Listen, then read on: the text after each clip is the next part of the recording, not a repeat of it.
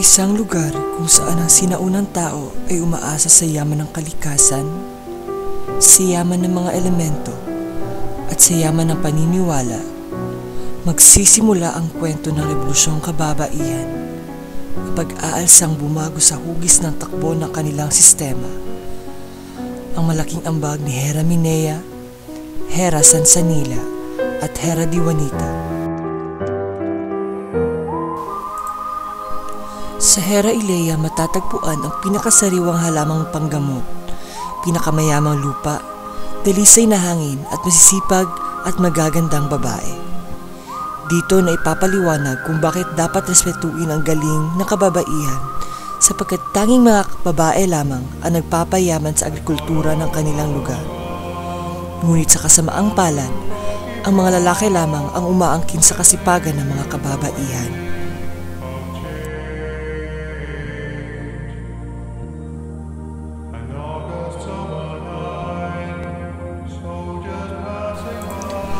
Ang Hera Ilea ay pinamumunuan ng mga lalaki lamang.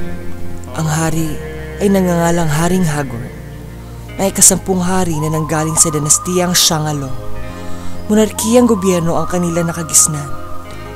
May 2 alipores ang hari upang tulungan siyang pamunuan ang komersyo at ekonomiya ng kaharian.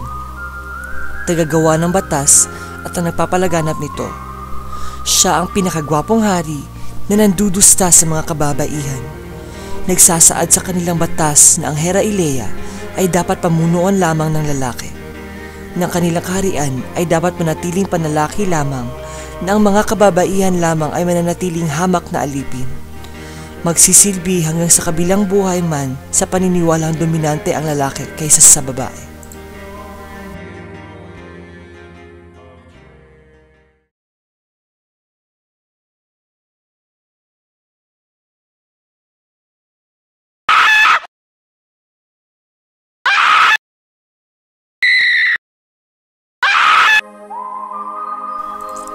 Araw-araw, pag may pinagagawa ang mga naghaharing lalaki sa mga kababaihan, inaabuso nila ito. Pinapahirapan at pinipilit na magtrabaho para sa kaharian. Pinalalakad ng mahaba habang pinapalo para dalhin sa pagbubungkalan ng lupa. Hindi makatarungang pamumuhay ang natanggap ng mga kababaihan. Sobra-sobrang pangangalipusta.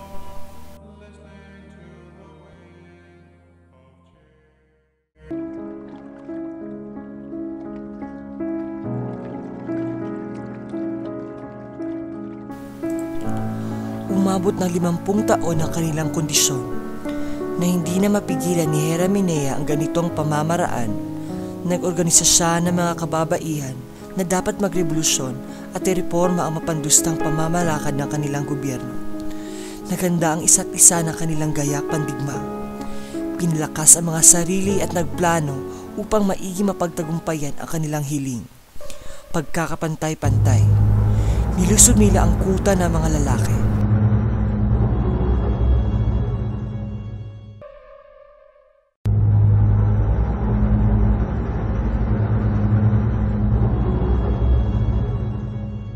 Sa ilang araw ng paghahanda, nagkaroon ng gera. Ang gerang bumago sa lahat.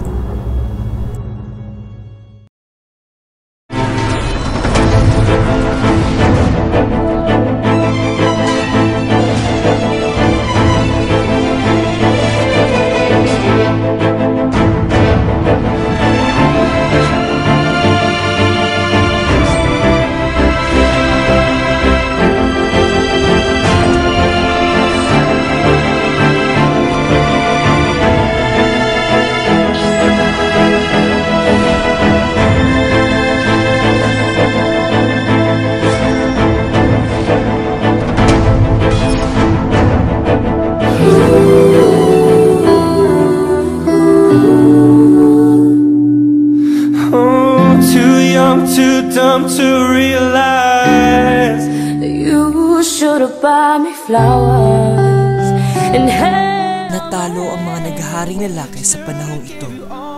Ang mga kababaihan ay nagwagi sa kanilang plano upang palaganapin ang pagkakapantay sa lugar. 'Cause all I want to do was dance. Now granted, but she's dancing with another man.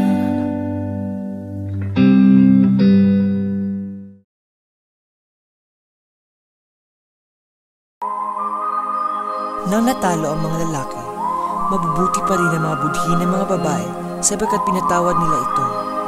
Nagkasundo ang mga lalaki at mga kababaihan na magkaroon ng reforma sa kanilang mga batas, na pwede na makagalaw sa kanilang lipunan ng walang diskriminasyon, na hindi na lalaki lamang ang kukontrol sa komersyo at ekonomiya ng kaharian, ngunit pwede rin ang babae.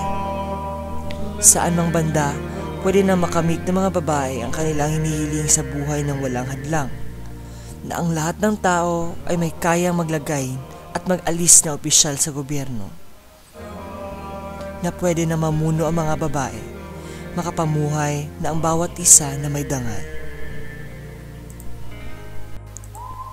Sa pamamaraang ito, napagtagumpayan ng mga babae ang kanilang inaasam.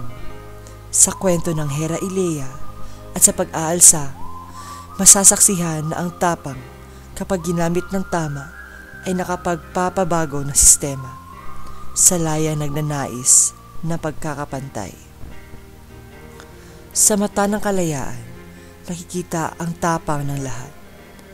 Sa mata ng kabiguan, nakikita ang nais ng pagbabago. Ito